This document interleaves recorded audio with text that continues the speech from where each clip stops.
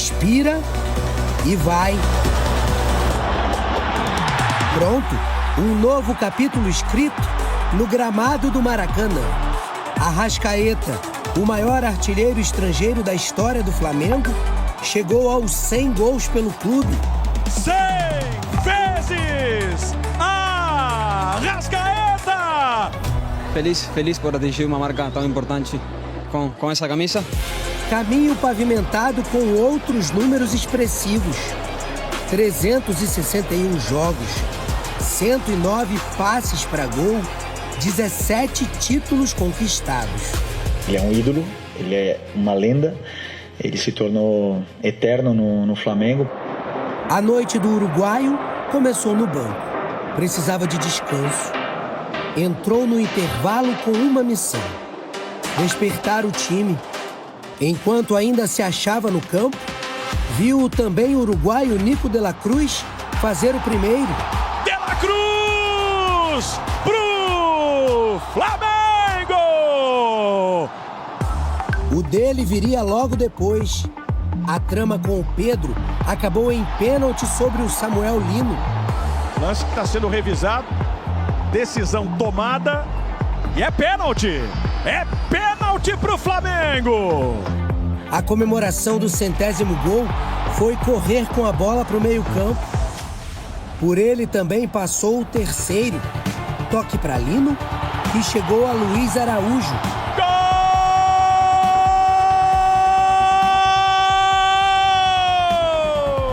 Tá muito claro que ainda é uma versão bem distante da melhor que ele já teve no Flamengo em 2025. O rei da América, o vice-artilheiro do Campeonato Brasileiro. E tá mais claro ainda que para que o time volte ao bom caminho, Arrascaeta precisa evoluir. 2026 agora, esquecer tudo que já aconteceu. Principalmente nós já sabemos que estamos abaixo do que a gente tem que estar. A partir do momento que a equipe começar a melhorar, o Arrasca também vai evoluir junto com a equipe. Agora, mesmo com a vitória, o Flamengo foi muito cobrado pela torcida no Maracanã por conta desse início de ano abaixo do esperado. Perdeu a Supercopa, é o 11º colocado no Brasileirão e saiu em desvantagem no jogo de ida da Recopa contra o Lanús. E o Flamengo é do povo. Enquanto o povo estiver insatisfeito, em campo também as coisas vão ser difíceis. É, Danilo. E o povo estava insatisfeito mesmo. O jogo contra o Madureira nem tinha começado e o clima nas arquibancadas já era de cobrança. A equipe do Flamengo entra, de fato, já com essa situação de pressão, né? A pressão no Flamengo eu nunca vi em outro lugar. Nunca vi em lugar nenhum, talvez no Real Madrid. As vaias também apareceram depois do fim do primeiro tempo. E o reflexo do 0-0 vem aí, ó. E mesmo depois da vitória tranquila contra o Madureira, parte da torcida voltou a cantar. Não estava ninguém para fazer festa, era nossa obrigação, como eu disse, vencer o jogo da maneira que foi. Isso me deixa vivo, me desafia mais. Eu quero muito reverter essa situação, quero que o time possa voltar a performar e que a torcida cante o campeão voltou. E depois do jogo, o Felipe Luiz voltou a comentar o caso de racismo sofrido pelo Vini Júnior no jogo da Liga dos Campeões na semana passada. Esclarecer as minhas palavras, que foram amplamente mal interpretadas. Em nenhum momento a minha intenção foi minimizar o caso de racismo. Eu, o Flamengo, estamos com o Vinícius. Tenho um carinho, uma admiração gigante por ele e eu tô com ele. Não tenho nenhuma dúvida do que eu estou falando. Eu repudio o racismo. Eu condeno o ato racista. Racismo é crime. 3-0, mas teve vaia, teve pressão e antes mesmo do jogo começar, o presidente chamou a comissão técnica para cobrar, falar que o time tinha que estar mostrando um futebol melhor. Quem vai trazer mais bastidores dessa história é a Manu Ribeiro, que está aqui com a gente, uma das setoristas do GE. Globo e cobre o dia a dia do Flamengo. Muito bem-vinda, amiga. Oi, Joana, boa tarde para você, para quem está aqui com a gente. Pois é, o clima, apesar da vitória, não foi de muita positividade assim no Maracanã e antes também no centro de treinamentos do Ninho do Urubu, né? A torcida do Flamengo ontem, antes do time entrar em campo, vaiou, colocou ali alguns gritos de protesto, pedindo mais dedicação dos jogadores. E no sábado, um dia antes da partida, o presidente do clube, BAP, esteve no centro de treinamentos do Flamengo, conversou com o diretor de futebol José Boto, com o técnico Felipe Luiz e também com os jogadores. A gente tem visto o presidente mais próximo do futebol nos últimos meses, mas não era uma prática comum assim na temporada passada. O BAP tem estado mais presente e nessa conversa de sábado, que é uma conversa comum, ele tem conversado mesmo com o departamento de futebol, mas nessa conversa de sábado ele subiu um pouco o tom nas cobranças, né? Não só a torcida está insatisfeita com o momento do Flamengo, mas internamente também tem essa pressão por uma melhora. A diretoria entende que os jogadores, a comissão técnica, a direção do Flamengo tem toda a estrutura necessária e que deveria estar performando melhor nesse momento. E a resposta dos jogadores foi em campo com essa vitória por 3-0, depois de um primeiro tempo muito ruim, sob vaia, saiu para o intervalo com o time sendo vaiado pela torcida, mas na volta ali no segundo tempo o Flamengo desempenhou melhor, conseguiu marcar os 3 gols e a gente viu também nos jogadores uma comemoração mais discreta, não teve ali muito oba-oba. Depois da partida os jogadores falaram também sobre esse clima, que não era um clima de festa, por isso também não teve essa comemoração, mas teve a resposta dentro de campo com o resultado que a torcida esperava, o Flamengo encaminhando a vaga na final do Carioca, mas agora o teste de fogo vai ser na quinta-feira, com essas cobranças internas, cobranças externas, o Flamengo precisando reverter um resultado, perdeu para o Lanús o jogo de ida por 1-0, vai buscar aí o primeiro título da temporada, precisando vencer no Maracanã. Mas a notícia positiva dessa segunda-feira é que, além dos 3 gols da vitória, o Flamengo não sofreu gols, né? Depois de muitos jogos em sequência, tomando gols, com a defesa sendo questionada, o Felipe Luiz vai ter uns dias de mais tranquilidade para trabalhar com esse resultado, com esses pontos positivos aí para esse jogo de quinta-feira à noite, às 9h30 no Maracanã. Não vai faltar pressão não, porque para o flamenguista não pode virar 2023, né, Manu? Um monte de título para disputar e começar a perder um por um. No Brasileiro já largou mal, enfim, a pressão só aumenta. Manu, obrigada pela participação aqui, trazendo as informações e o clima dentro do Flamengo. Vou falar do São Paulo. São Paulo está garantido nas semifinais do Paulista e ontem conheceu seu adversário.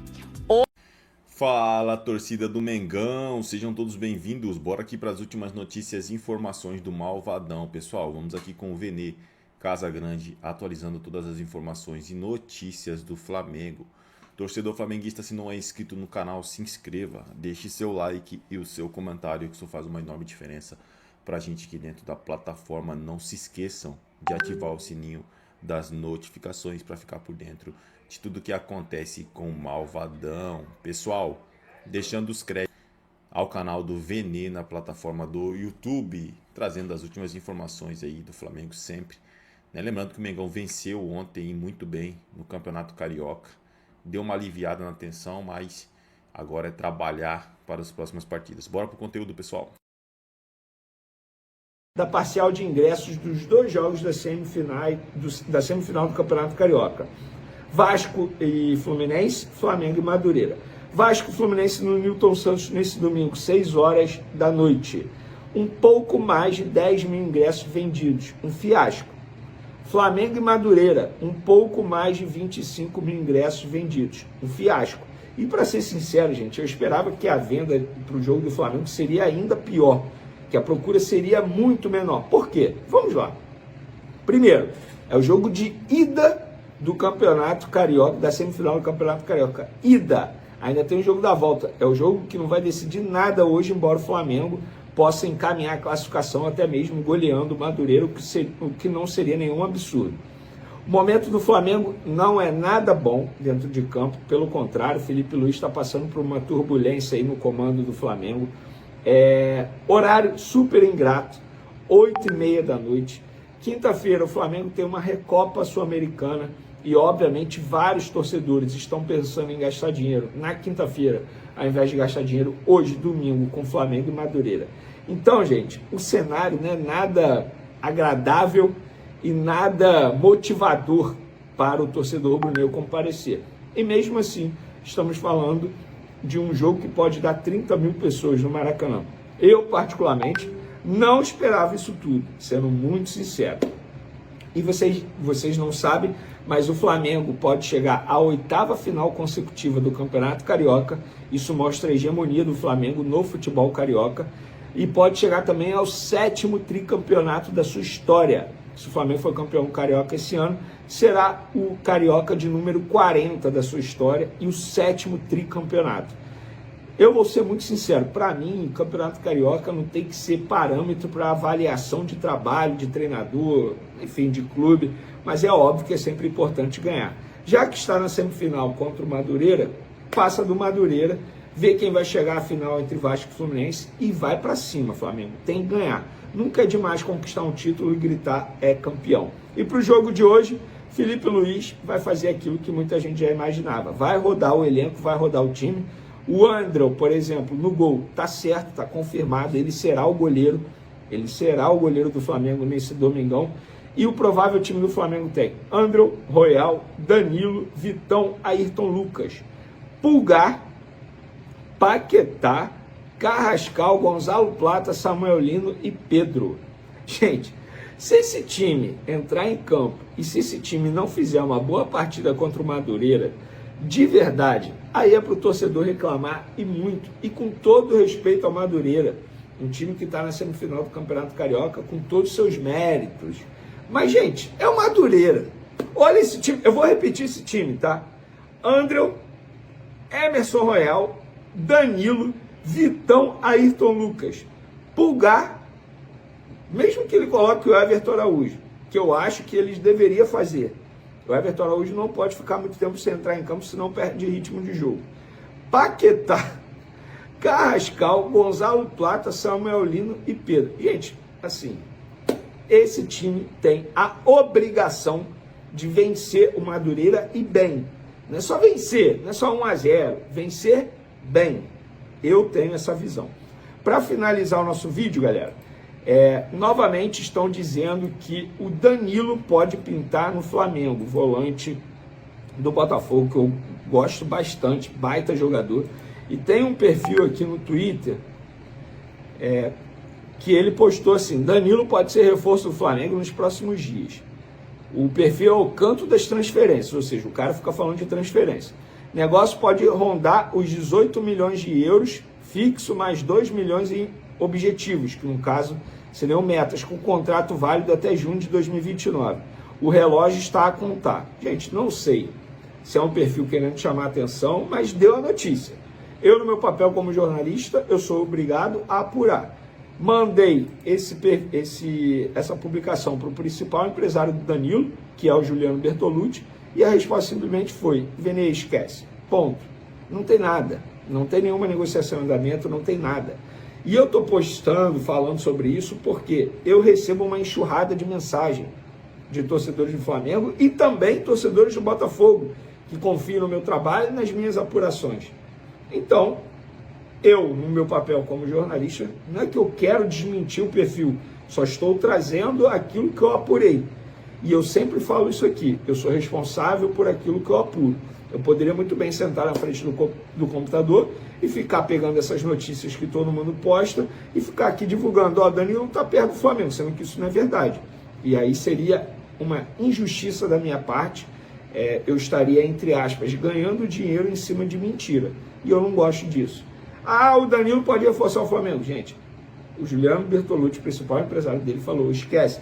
Inclusive, uma pessoa da diretoria do Botafogo respondeu também: não procede. Então, gente, trazendo aquilo, repito, que eu apuro, não tem negociação em andamento, não procede que o Flamengo está contratando o Danilo.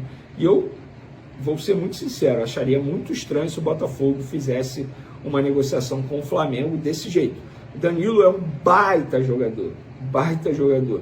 Queria muito no Flamengo? Queria, mas acho muito difícil o Botafogo negociar o Danilo, até porque recentemente o técnico do Botafogo reclamou de saídas. Disse: ó, não pode sair mais ninguém. Eles até contrataram o Edenilson aí para essa posição, uma reposição de elenco.